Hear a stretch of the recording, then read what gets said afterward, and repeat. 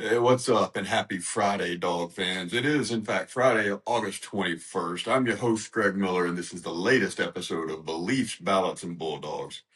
We decided I'm going to keep things a little lighter this Friday, and we're going to have a little fun with our UGA discussion, and we're going to talk quarterbacks. But we're not going to talk Gunner. This isn't a quarterback controversy segment. Gunner's the dude. That's obvious. Today we're going to talk about the backup quarterbacks. And look, I'm a realist. I understand that us being Georgia, we're never going to get to see the backups the way we want to. We're never going to blow teams out and bring the backups in and show them off and run three or four quarterbacks out there showing the fans everything we want to see. So most of what I'm going to highlight in here about the backups will have to be seen by the coaches in practice. But look, there's an off chance. There's been plenty of quarterbacks over the last handful of years that didn't start the season as a starter, but ended up having a profound impact. So I'm hoping that the names mentioned today won't be impactful on the 2026 season, but maybe names that one of them will step up for the future. But either way, let's give these backup quarterbacks some shine because you probably won't see a whole lot of them this year. That's not really Kirby's MO. And if we do happen to see any of these guys, you better believe it'll most likely be in the late fourth quarter, and they'll just be turning around and handing it off until they can get in victory formation and take a knee.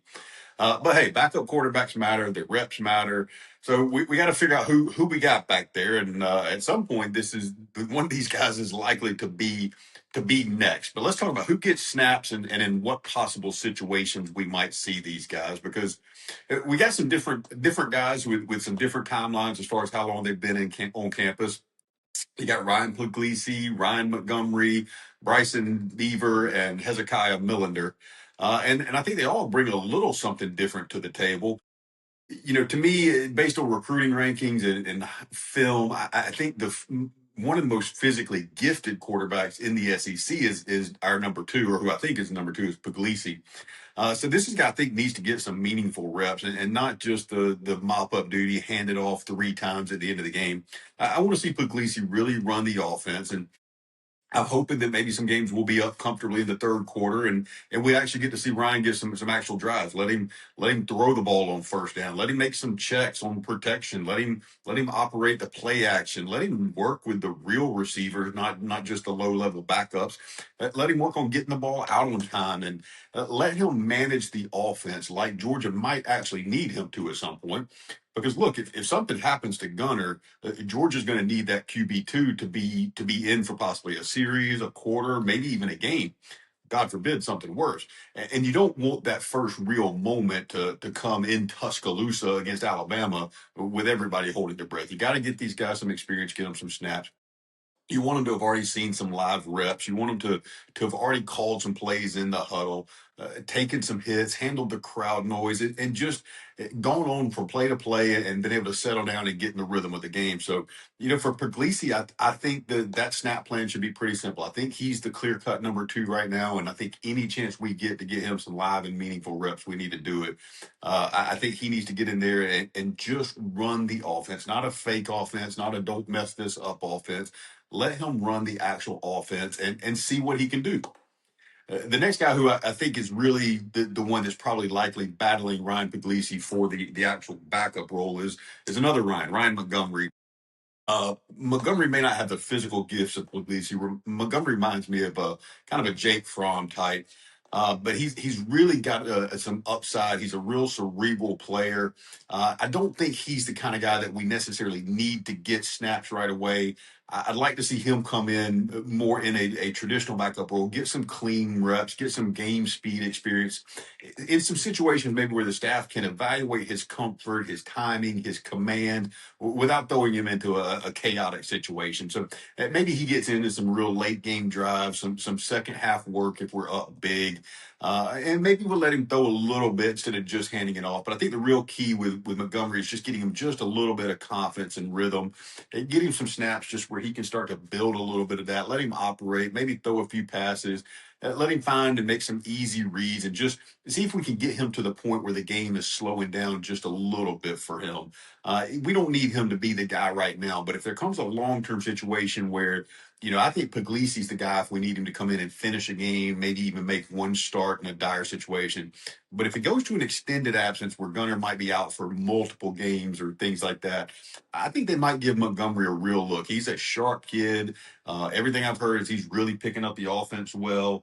And just the kind of guy, like I said, reminds you of a Jake Fromm, who he can manage the game. He's not going to come in there and likely make a lot of mistakes. The next guy I want to talk about is transfer kid Bryson Beaver. This was kind of a wild card. He had enrolled at Oregon, was a pretty high level recruit, and since he decided to transfer to Georgia, he's really kind of an interesting developmental piece in that quarterback room. Definitely not a guy we need to get ready. He's barely had a chance to even pick up the offense. But he's a guy that, especially in practice, I think we need to see, we need the coaches to be able to identify what does this guy's tools look like within our system. I doubt we'll see him in any late game action. I don't expect him to get in as the fourth quarterback or third quarterback. But he's definitely an all around talent. He's got a different skill set. I think the staff likes him.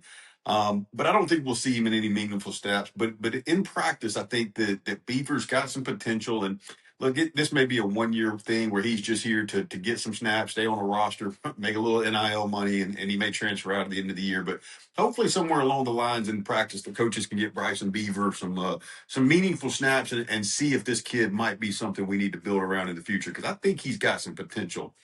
And then the fourth guy we want to talk about, again, similar situation to Bryson, not a guy that's likely to get any meaningful snaps or any snaps at all. But it's Hezekiah Millender, and he's really the biggest dual threat piece in the quarterback room. He's a local kid, played at Clark Central. He's not real great stats, but just a great athlete. He's not a stand in the pocket guy. He's a true dual threat. He's a guy who scares you with his legs.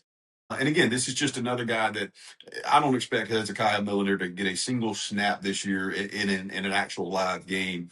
But hopefully the coaches can get some time with him in practice, learn a little bit about him, and see if he's a guy that maybe we can build around in the future. And that's the name of the game in the SEC and in big boy college football. You hope you don't need QB2, and you certainly hope you don't need QB3 or 4, but you got to have them prepped. You got to have them ready just in case. So here's my question to fellow dog fans: is how do you think we should handle the backup quarterback situation? Should Puglisi get every meaningful snap? Should Montgomery get some early in there? Or should we possibly try to get a guy like Beaver or Millender some run because of their athletic upside?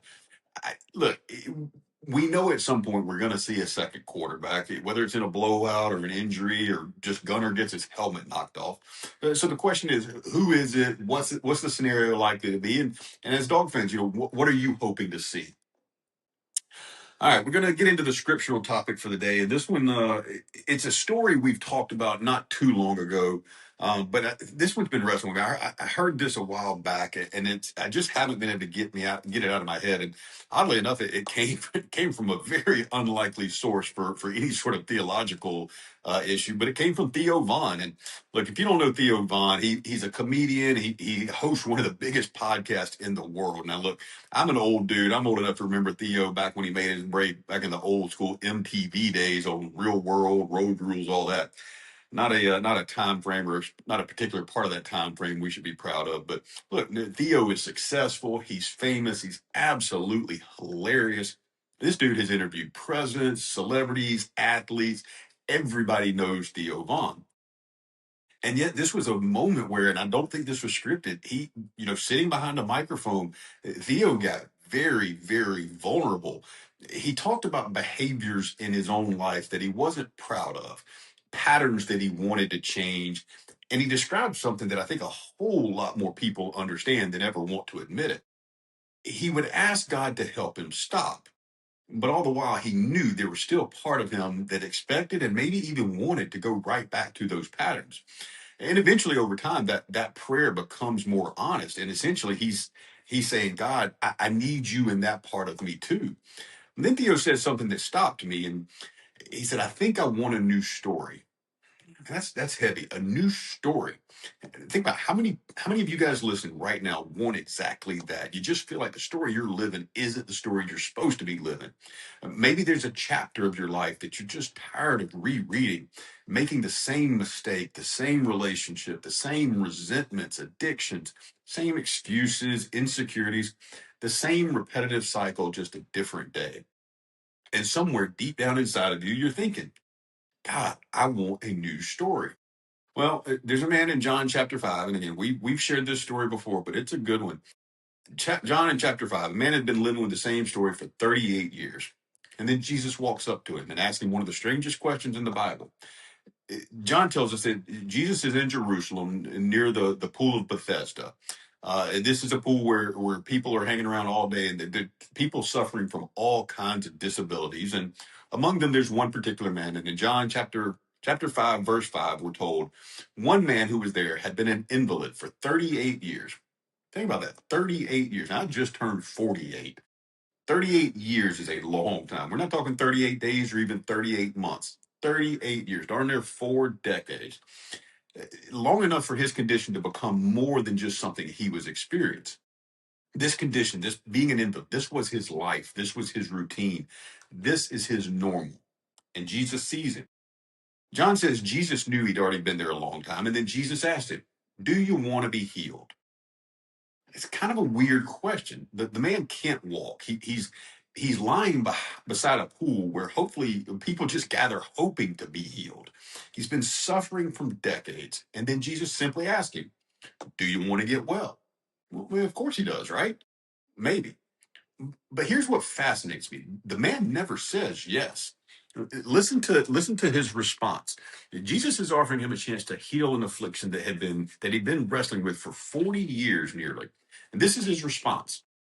Sir, I have no one to put me into the pool when the water is stirred up, and while I'm going another step down before me. Jesus asked him, do you want to get well? The man's essentially asking here, he's saying, Jesus, let me explain to you why I can't do it. Before we're too hard on him, look, his explanation may have been completely legit. He can't walk. Someone else always got there first. He didn't have anyone helping him. There were real obstacles in his way. But here's what the lame man didn't understand. He was explaining the limitations of the pool to the one who didn't need the pool at all. And I wonder how often we do the exact same thing. We get, God, I'd love to change, but you don't understand my childhood. I'd forgive this person, but you don't understand what they did to me. God, I'd pursue that calling you've laid on my heart, but I'm just too old now. I'd fix that.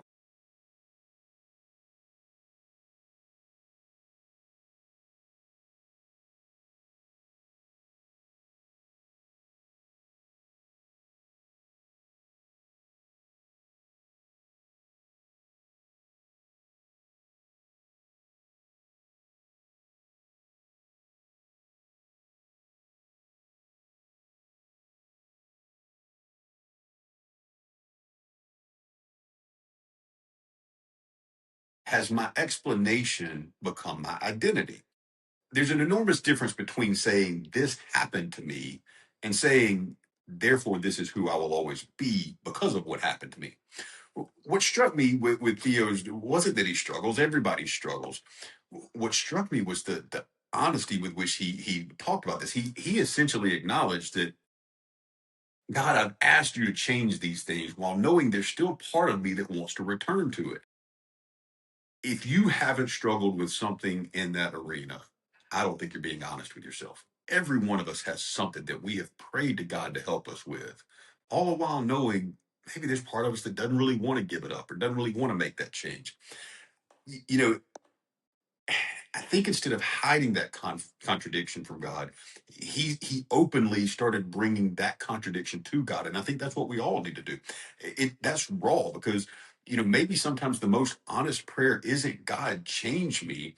Maybe the prayer needs to be, Hey God, help me actually want to change, because that's different. Look, God, there's part of me that wants freedom, and then there's another part of me that likes what's keeping me captive. Meet me there. That's the prayer we all need. I want to change, but it's going to be hard, Lord. Help me want to change. And then suddenly Jesus' question doesn't sound ridiculous anymore. Do you want to be healed? Maybe that's one of the most penetrating questions he could honestly ask. Here's something I don't think we talk about enough. And that's the moral of this whole thing. We say we want change, But more often than not, to make that change requires surrendering something familiar.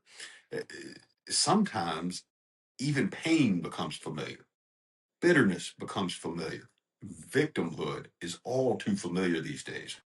The destructive relationship you stay in is familiar. The habit you continue to do is familiar. The excuses become familiar. We have learned how to organize our lives around these things. And there's something frightening about imagining, who am I without this thing I've carried for 20 years? Who am I without this thing that I struggle with? That's why it's so hard to write a new story, is because you actually have to surrender the old one. And Jesus doesn't debate the man's explanation. He doesn't discuss the pool. He doesn't help him develop a better strategy for getting into the water. Jesus simply says, get up, take up your bed, and walk. 3 commands: get up, pick it up, walk.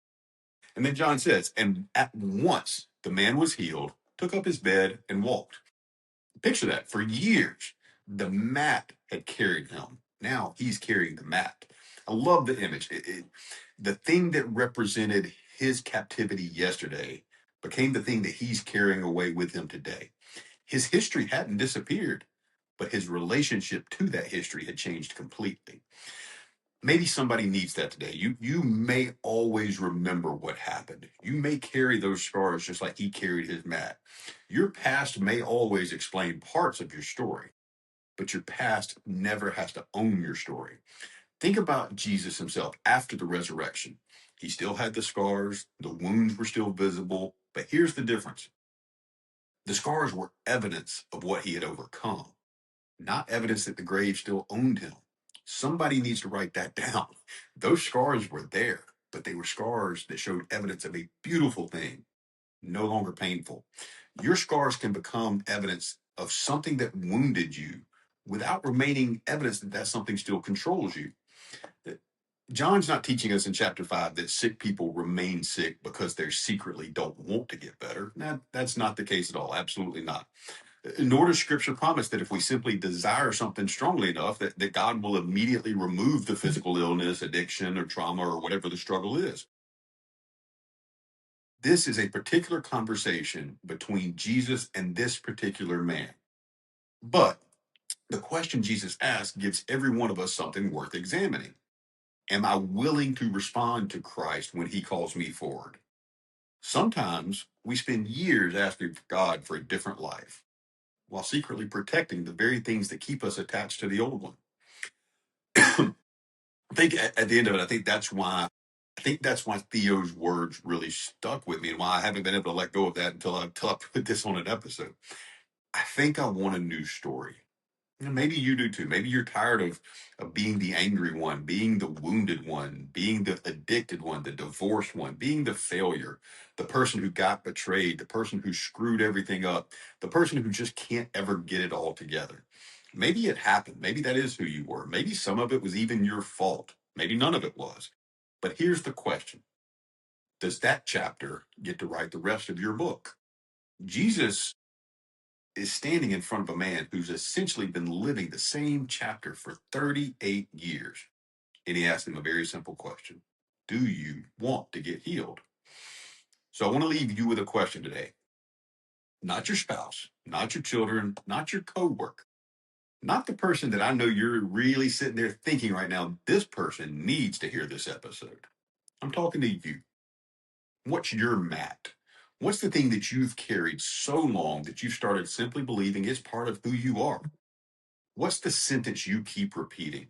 I can't because of this. I'll always be this way because of this. You don't understand because of this. Maybe he's asking, do you want a new story? Maybe your prayer today just needs to be brutally honest. God, part of me wants to change, and part of me apparently doesn't. So, Lord, meet me there too. Change what I can't change. Help me surrender what I keep picking back up, and give me the courage to obey you when you tell me to move. Stop explaining the pool to the one who doesn't need the pool. Listen to Christ. When he tells you to move, get up, pick up the mat, and start walking to the next chapter. Maybe it's time for a new story. Thanks for listening. As always, guys, get in your Bible, say your prayers, love one another, and tell the truth.